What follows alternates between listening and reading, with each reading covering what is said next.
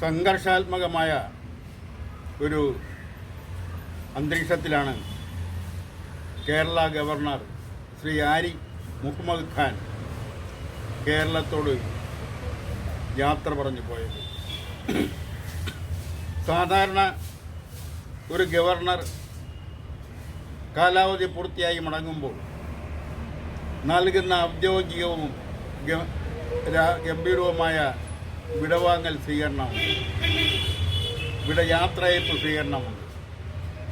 അതൊന്നും ഇല്ലാതെ അദ്ദേഹം യാതൊരുവിധ രാഷ്ട്രീയ നേതാക്കളുടെ അകമ്പടിയില്ലാതെ അദ്ദേഹം ഒറ്റയ്ക്കാണ് വിമാനത്താവളത്തിലേക്ക് പോയത്. ഉണ്ടായിരുന്നു എന്ന് പറയാൻ കഴിയുന്നത് ചീഫ് സെക്രട്ടറി മാത്രമാണ്. അങ്ങനെ സാധാരണ ഗവർണർമാർ പോകുമ്പോൾ വിമാനത്താവളം വരെ അനുഗമിക്കാറുള്ള രാഷ്ട്രീയ നേതാക്കൾ, മന്ത്രിമാർ, ഉദ്യോഗസ്ഥ വൃന്ദങ്ങൾ ഇവരൊന്നും തന്നെയും ശ്രീ ആരിഫ് മുഹമ്മദ് ഖാന് യാത്ര അയക്കാൻ ഉണ്ടായിരുന്നില്ല. കാരണമെന്ന് പറയുന്നത് പച്ചയായി പറയാവുന്നതാണ്.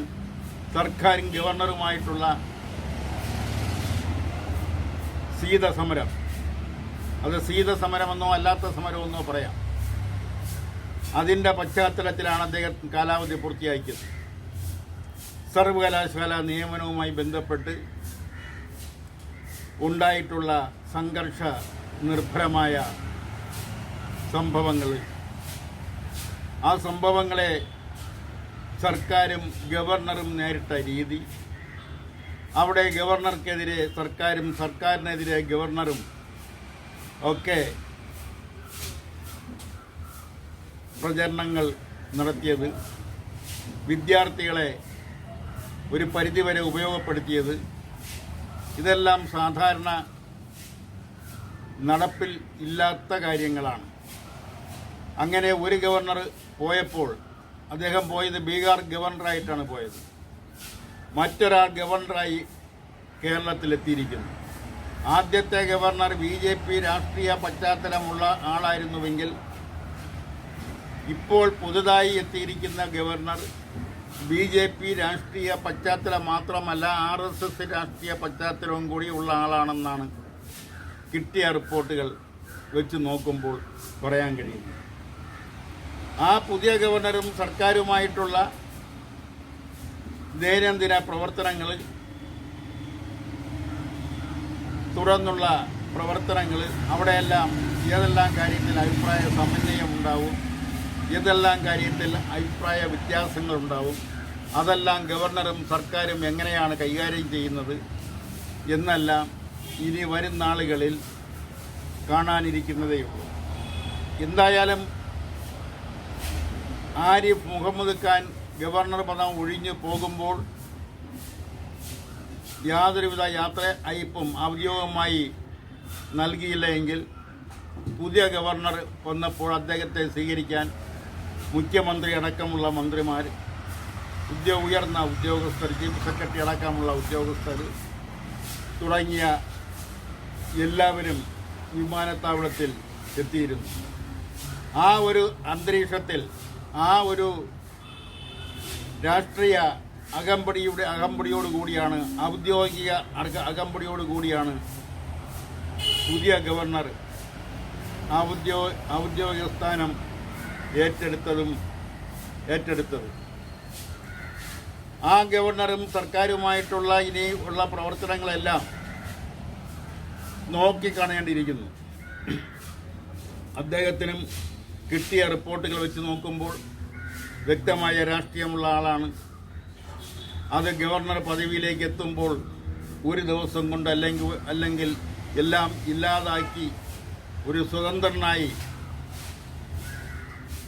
ആയിരിക്കും അദ്ദേഹം കാര്യങ്ങൾ നോക്കുക, ഔദ്യോഗിക കാര്യങ്ങൾ നോക്കുക എന്ന് ഒന്നും പറയാറായിട്ടില്ല. എന്തൊക്കെയായാലും ഒരാൾ പ്രവർത്തിച്ചു വന്ന രാഷ്ട്രീയ സാഹചര്യം, രാഷ്ട്രീയ പശ്ചാത്തലം, അതെല്ലാം ഏത് പദവിയിലെത്തിയാലും ഒരു സർക്കാർ ഉദ്യോഗസ്ഥൻ ആയാൽ പോലും അതിൻ്റേതായ അനുഭാവം അദ്ദേഹം പ്രവർത്തിക്കുന്ന മേഖലകളിലെല്ലാം അദ്ദേഹം പിന്തുടർന്നു വന്ന രാഷ്ട്രീയത്തിൻ്റെ ഒരു അനുഭാവി എന്ന നിലയിൽ അതിന് അനുകൂലമായ നിലപാടുകൾ പലപ്പോഴും എടുത്തിട്ടുമുണ്ട്.